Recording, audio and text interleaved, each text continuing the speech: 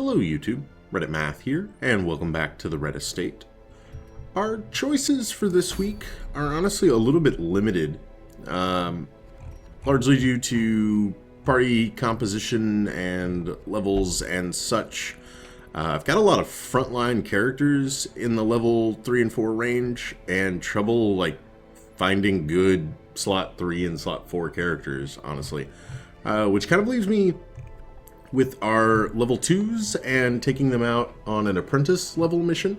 This would normally be right about the time to take on an apprentice boss fight. Would be very appropriate for these guys, but I don't have any of those remaining, and so I think I land on this wounding helmet for a bounty hunter.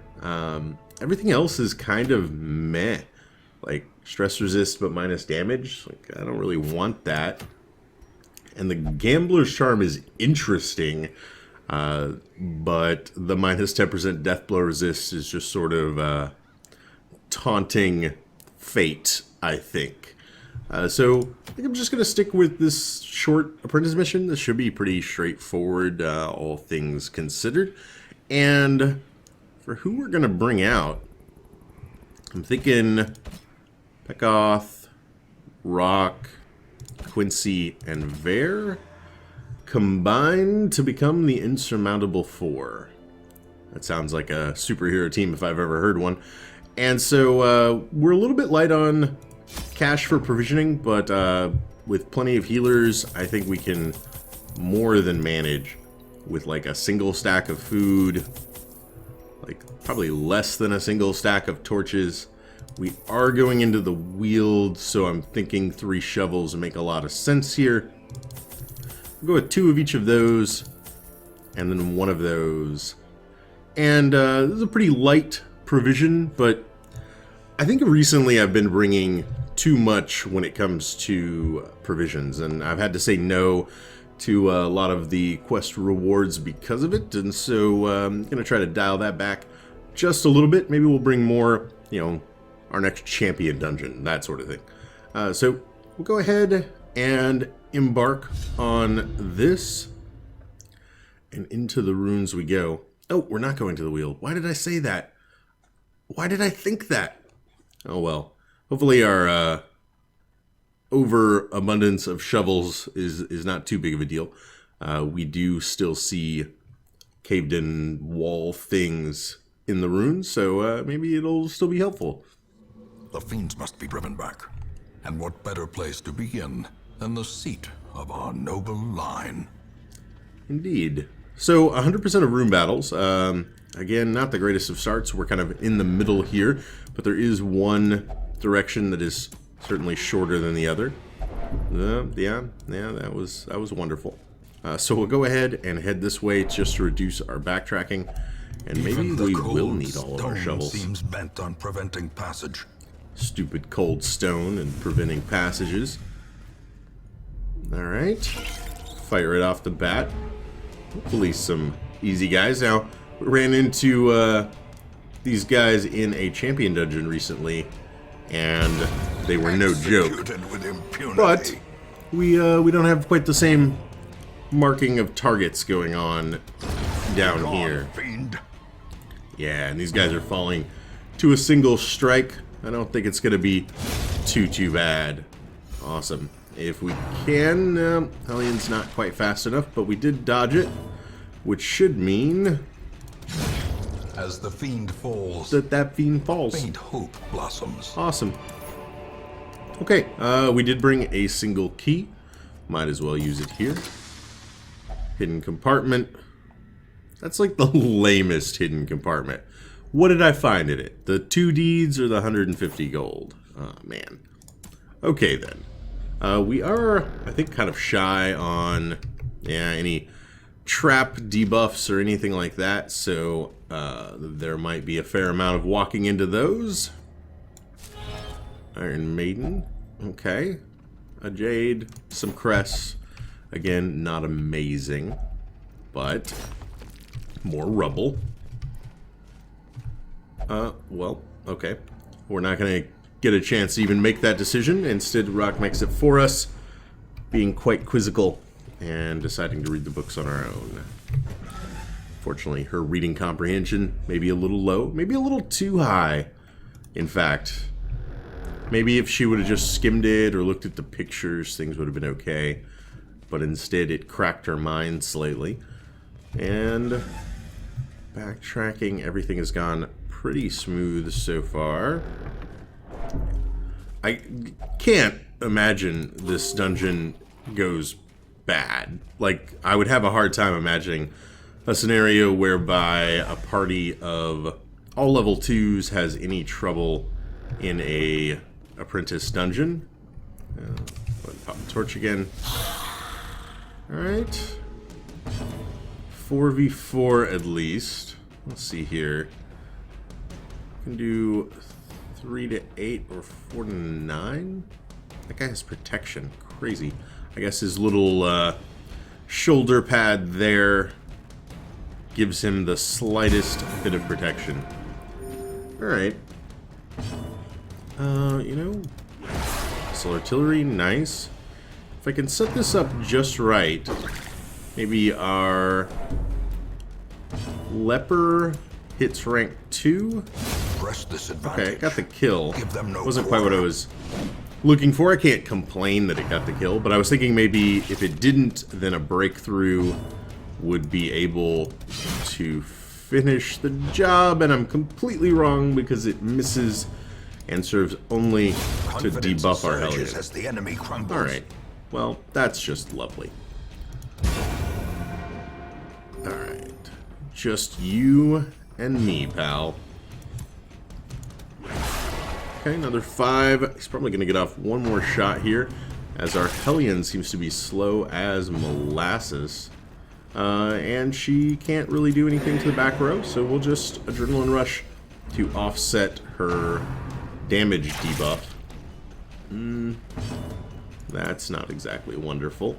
And you know what? I'll have him revenge to more or less do the same, but we're going to rely on judgments to get the kill. Okay. Probably should heal up the occultist This expedition sooner rather than later. Success. But for now, at least, oh my god, you simply must know what's inside. At least that makes a little bit of sense. Saw a sack, wanted to know what was in it. Sometimes when it's like, I simply must know what this contraption is. It appears to be a torch on a sconce. Yeah, I mean, that's totally what it is. A blazing star is born. Alright, the debuffs run away. We run into a trap.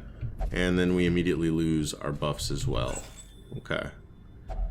Go ahead and take that.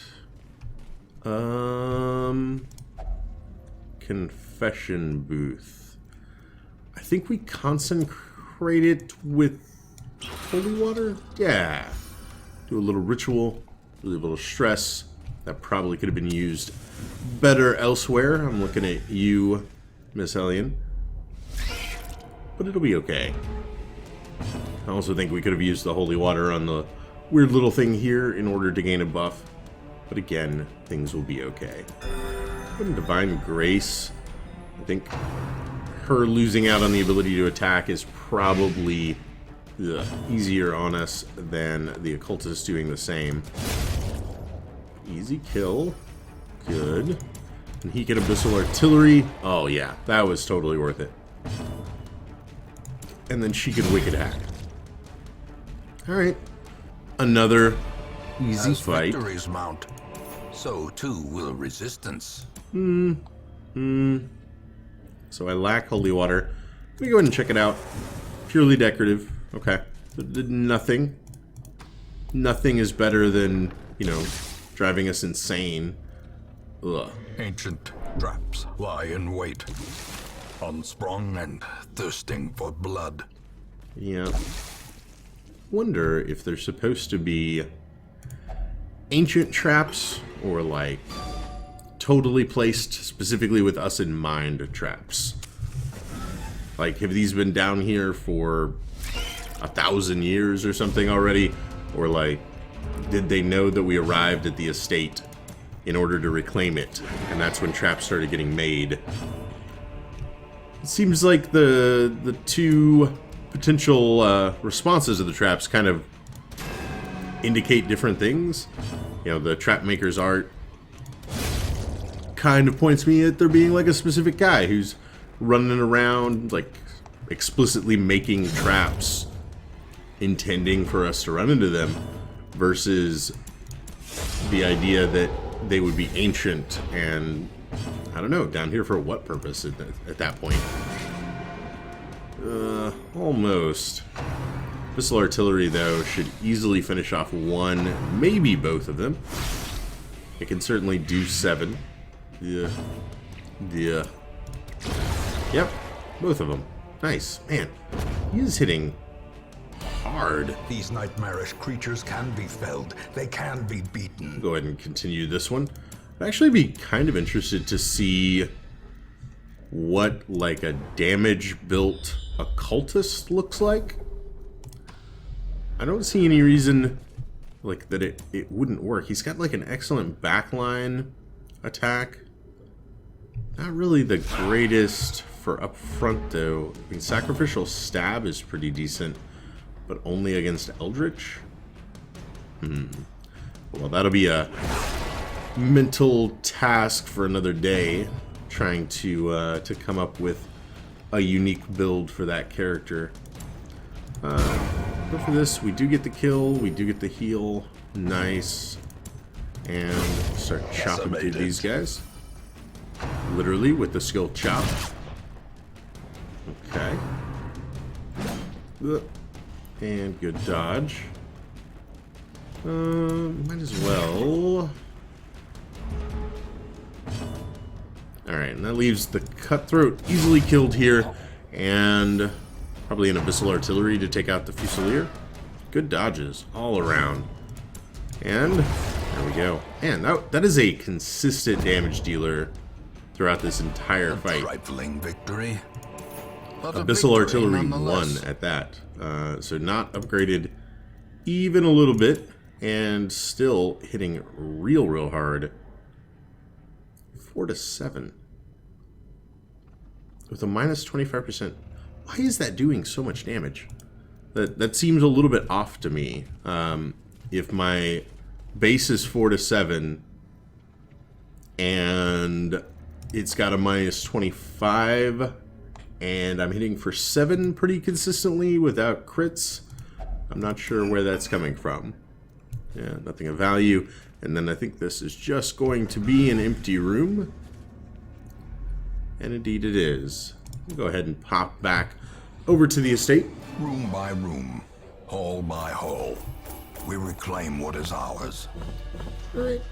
We made a little over 7,000 and okay on the heirlooms. I probably still brought too much stuffs. We used 1 antivenom and a holy water and a key. So, yeah, I definitely think I could stand to bring less with us. However, sickly, weapon sinker, hysterical blindness, ruminator, eagle eye is totally pointless. Robust, beast hater, replaced unerring. However, one really good thing that happened here actually is Ver leveling up to level 3 gives me a dedicated healer to bring. I was lord of this place before the crows and rats made it their domain. Yeah, so Ver leveling up to level 3 gives me a dedicated healer to bring along with the level 3 and level 4 characters, which is awesome, as they really could have used a strong backline character, and I think Ver could definitely be that character. Otherwise, we had some sanitarium visits, mostly to get rid of all of the Black Plagues. This was the team we brought out the week before into their first champion dungeon. Although things went fine for them, they did come out quite diseased, and the Black Plague is no joke. Other than that, Bradwardine and Savigny both de-stressed a little bit and came out a-okay. That is going to do it for this episode. I hope you guys enjoyed it. If you did, feel free to subscribe for more videos daily. Leave a like or a comment if you have anything to say about this or any of my other episodes, and I will catch you guys next time.